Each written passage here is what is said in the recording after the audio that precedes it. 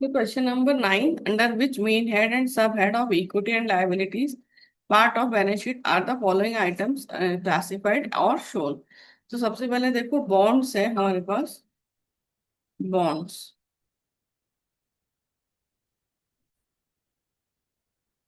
देखो बॉन्ड्स आएंगे हमारे नॉन करंट लाइबिलिटी में, लॉन्ग टर्म बोरोइंग्स। ठीक है। फिर दूसरा है हमारा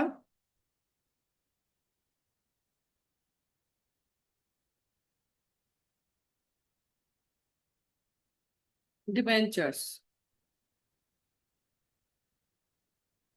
डिबेंचर्स भी हमारे नॉन करंट लाइबिलिटी और long term borrowings.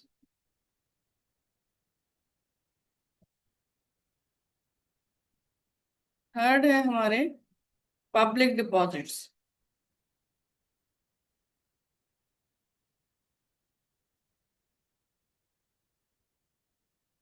Public deposits भी हमारे non current liability and long term borrowings. उसके बाद है हमारा capital redemption reserve. Fourth point है हमारा capital redemption reserve. Capital redemption reserve हमारा आएगा शेयर होल्डर्स फंड्स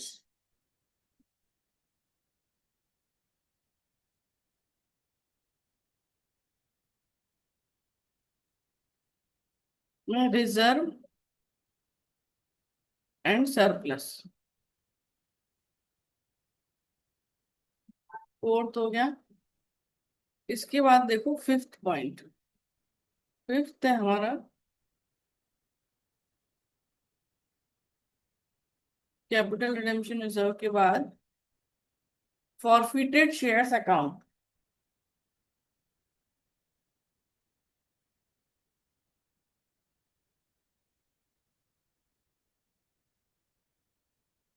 तो फॉरफिटेड शेयर्स अकाउंट हमारा आता है शेयर होल्डर्स फंड्स में।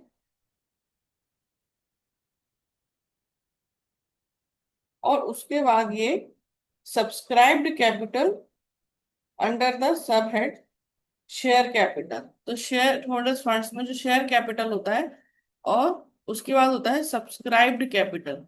ठीक है। तो सब्सक्राइब्ड कैपिटल में से हम ऐड करते हैं। So subscribed capital, shareholder funds, share capital and subscribed capital.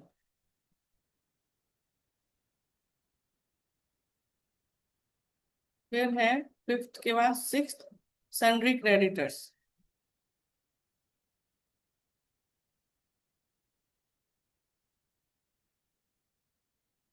Sundry creditors आता है हमारा करंट लायबिलिटी। करंट लायबिलिटी में आता है हमारा trade payable.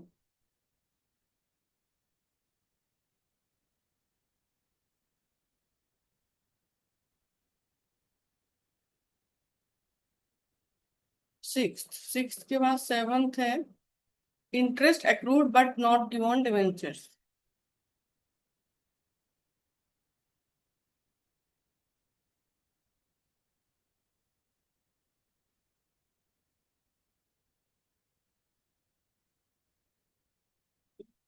Sorry, interest accrued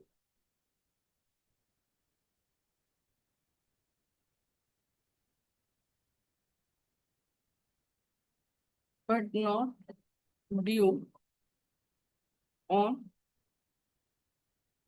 debentures. तो ये आएगा हमारा करंट लायबिलिटी में और अदर करंट लायबिलिटी।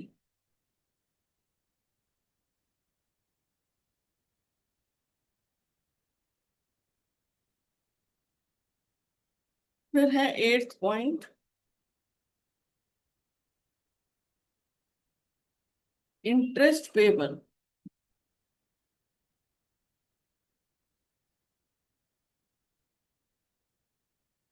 ये भी करंट लायबिलिटी और अदर करंट लायबिलिटी। ये क्वेश्चन डन।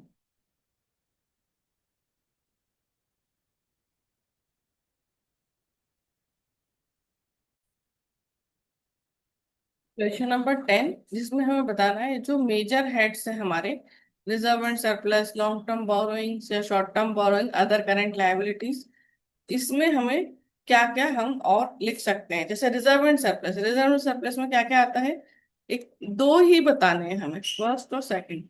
तो सिक्योरिटीज प्रीमियम, और क्या आता है, बैलेंस, दैट इज सरप्लस। यह आता है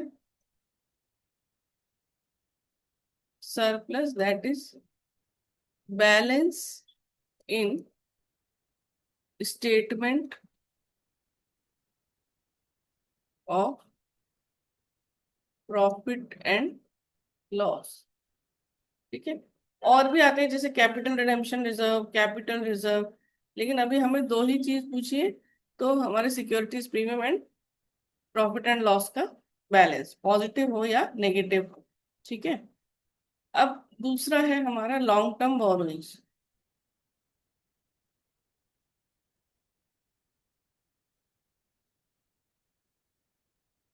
लॉन्ग टर्म बोरोइंग्स में क्या आते हैं, long term loans, debentures, bonds, ये सब आते हैं, है ना। तो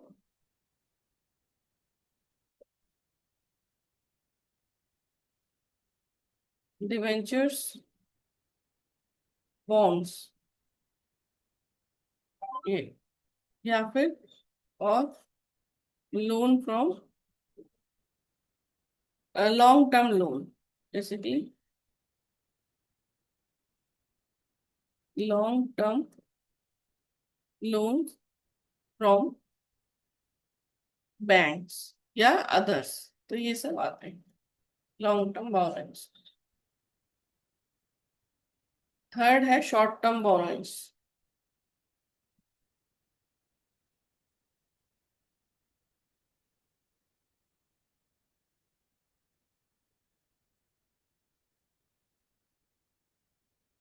शॉर्ट टर्म बोरोइंग्स में आएंगे आपके बैंक ओवरड्राफ्ट,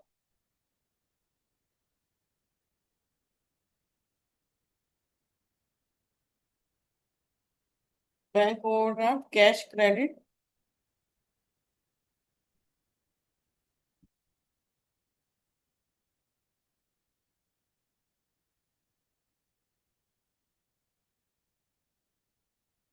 फोर्थ है हमारा अदर करंट लायबिलिटीज।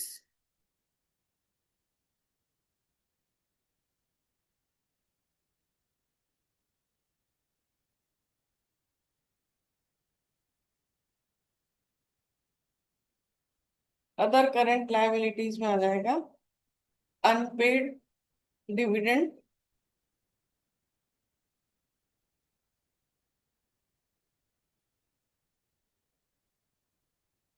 और current maturity of long term dates.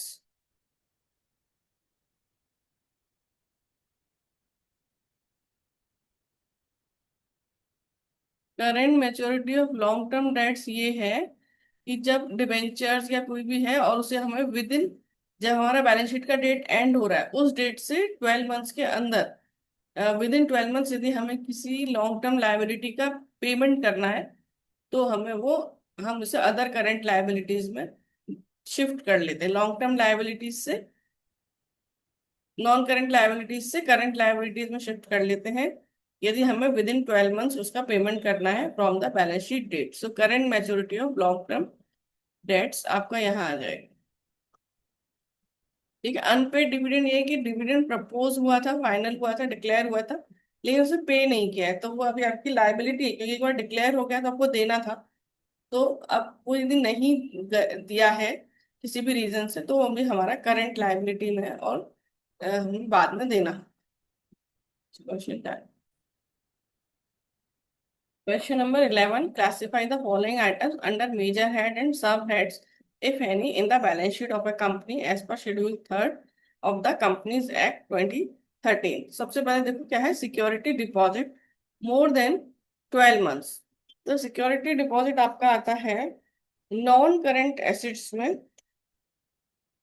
ठीक है, वो पब्लिक डिपॉजिट था जो आपका लाइबिलिटीज में आ रहा था, है ना। ये है सिक्योरिटीज डिपॉजिट, तो ये आएगा नॉन करेंट एसेट्स।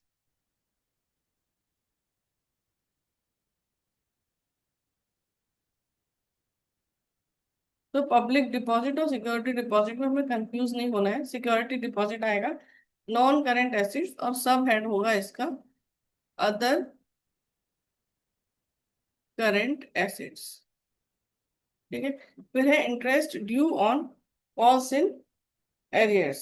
तो कॉल्स इन एरियर मतलब आपको पैसा नहीं दिया शेयर होल्डर्स ने कंपनी को, शेयर होल्डर्स ने पैसा नहीं दिया, तो फिर अब वो देंगे। अब उस पर अपनी कंपनी को इंटरेस्ट मिलेगा, तो कंपनी के लिए इनकम है, यह आ जाएगा करंट एसिड्स में, है ना, और अदर करंट एसिड्स।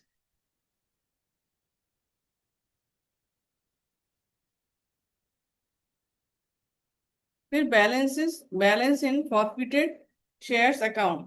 तो ये हमारा आता है शेयर होल्डर फंड्स में और शेयर कैपिटल में ऐड होता है, सब्सक्राइब्ड कैपिटल में। ठीक है, शेयर कैपिटल में, सब्सक्राइब कैपिटल में ऐड होगा। Capital WIP, capital WIP is non current acids.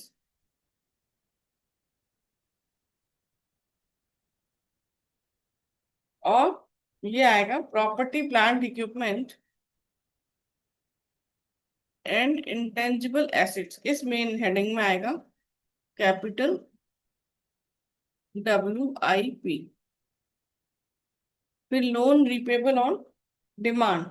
Loan repayable on demand नाम से ही समझ में आ रहा है करंट लाइबिलिटी, और सब हेड है उसका short term borrowings.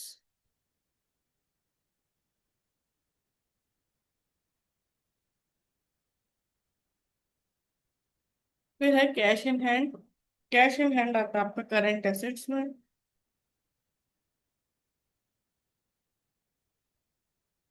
Cash and cash equivalent.